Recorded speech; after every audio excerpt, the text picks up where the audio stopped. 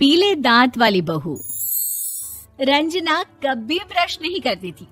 उसे कितनी बार उसके माँ बाप ने डांटा, लेकिन उसका कोई असर उस पर होता ही नहीं था, जिस कारण से उसके दांत पीले पीले हो जाते हैं।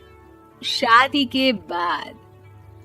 अरे बहू, वैसे तो तुझ में कोई कमी नहीं है, पर तेरे दांत इतने पीले कैसे हैं बेटा?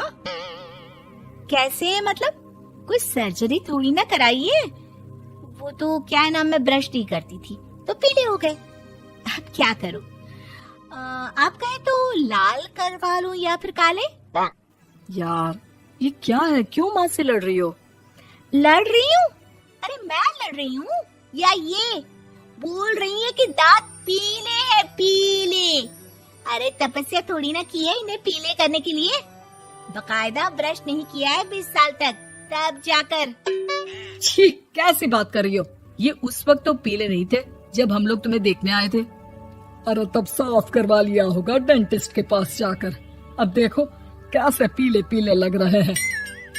रंजना सास की तरफ गुस्से से देखती है। फिर शुरू हो गई पीले पीले पीले। अरे पीले तो तब भी थे जब मेरे हाथ का रसगुल्ला उड़ा उड़ा कर खा रही थी और बोल रही थी, लड़की नहीं गुणों का खजाना दे रहे भाई साहब आप। खैर, अब वो लोग करते भी तो क्या करते, पीले दांत वाली बहू पल्ले पड़ी थी तो झेलना तो था ही। एक दिन कीर्तन में रंजना गाना गा रही थी।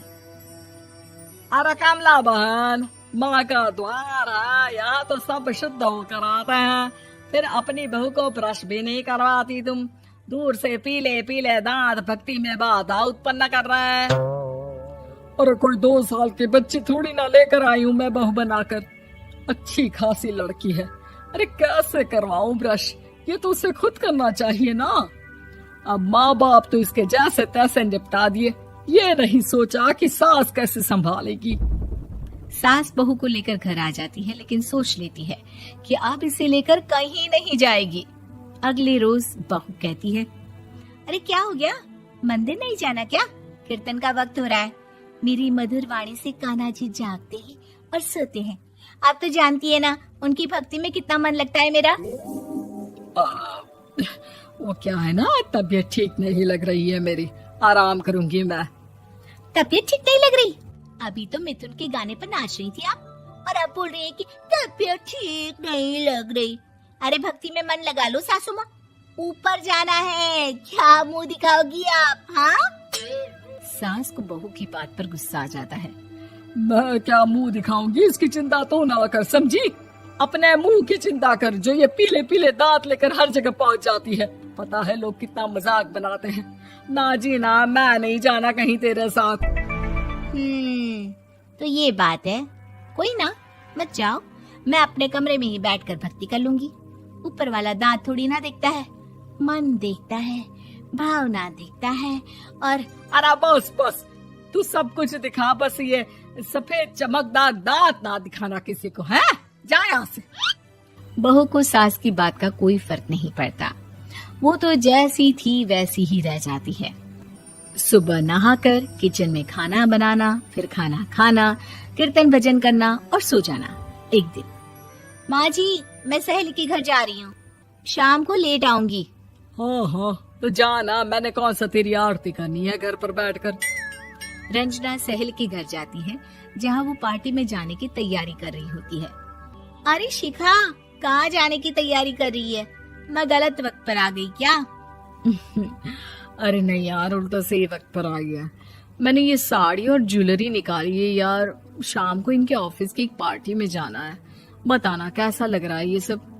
नहीं यार, इस ड्रेस के साथ तो वो वाली ज्वेलरी अच्छी लगेगी। हाँ, सही बोल रही है, मैंने ध्यान ही नहीं दिया। वैसे तो हमेशा से मस्त फैशन सेंस रखती है। तो बड़ा जाती होगी ना पति के साथ पार्टी में। रंजना कुछ नहीं बोलती, बस सोचती है कि यार काश ये बात सही हो जाती, पर मैं क्यों नहीं जाती पार्टी में? क्या इन लोगों की कोई पार्टी होती नहीं होगी? रंजना घर आती है और रात में पति से सवाल करती है, एक बात बताइए, आप मुझे किसी पार्टी में क्यों नहीं ले जाते? क्या आपकी यहाँ ऑफिस में पार्टी नहीं होती? पति बेचारा क्या कहता कि दांत पीले हैं तुम्हारे इसलिए। अरे कोई पार्टी होती नहीं हम लोगों के ऑफिस में, तो कहाँ से लेकर जाऊं? और मार्केट, मॉल, कहीं वीकेंड घूमना, कहीं तो। अरे यार सारे हफ्ते में एक छुट्टी मिलती है, तो सोचता हूँ कि आराम ही कर लूं। क्यों? रंजना मन मार के रह जाती है। पहले कभी सास के साथ मंदिर जाया करती थी, लेकिन वो भी सास ने ले जाना बंद कर दिया। घर बैठी बैठी रंजना बोर हो जाती है। तभी उसे आइडिया आता है और वो मायके जाने का सोचती है। सासू माँ, 2 दिनों के लिए मम्मी के घर जा रही हूँ। अच्छा ठीक है, आराम से जा। और हाँ, माँ से कुछ अच्छी आदत सीख कर आना कि कैसे शरीर के हर भाग की तरह दांतों की सफाई भी जरूरी होती है, समझी? शुरू हो गई ना आप। वो लोग आपकी तरह नहीं है कि छोटी छोटी बात का बतंगड़ बना दे। उन लोगों के लिए मैं मायने रखती हूँ, ना कि मेरे पीले पीले दांत। रंजना माँ को बिना बताए उन लोगों को सरप्राइज देती है, लेकिन जैसे ही वो दरवाजे पर पहुंचती है, अंदर देखती है कि घर वाले कहीं जा रहे होते हैं। अब माँ, काश रंजना दीदी के दांतों वाली प्रॉब्लम नहीं होती, तो वो भी हम लोगों के साथ चलती ना बुआ जी की बेटी की शादी में। हाँ बेटा, लेकिन अब उसे कौन समझाए कि उसको उसके पीले दांत नहीं दिखते, लेकिन उसके आसपास के लोगों को कितना एम्बैरेसिंग फील कराते हैं। मुझे तो कितनी बार उसके स्कूल की टीचर ने शिकायत की कि उसके साथ कोई लड़की बैठना भी नहीं चाहती, और ना ही कॉलेज में कोई उससे बात करना चाहता था। लेकिन पता नहीं क्यों उसे ये बात समझ में ही नहीं आती। कोई कमी नहीं है उस लड़की में, बस यही कि दांत पीले हैं। वो तो भला हो जीजाजी और उनकी माँ का, जो दीदी को जैसी है वैसे ही रखा हुआ है। रंजना को अपने घर वालों की बात सुनकर बहुत दुख होता है। वो सोचती है कि वो क्या करे, लेकिन फिर वो सीधा डेंटिस्ट के पास जाती है, अपने दांत चमकाती है और कसम खाती है कि वो रोज ब्रश करेगी। अरे क्या हो गया? तुम तो 2 दिनों के लिए गई थी ना, पर कोई ना, अच्छा है, चलो आ गई तो।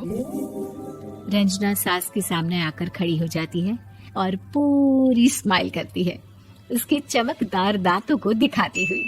है? चले मंदिर।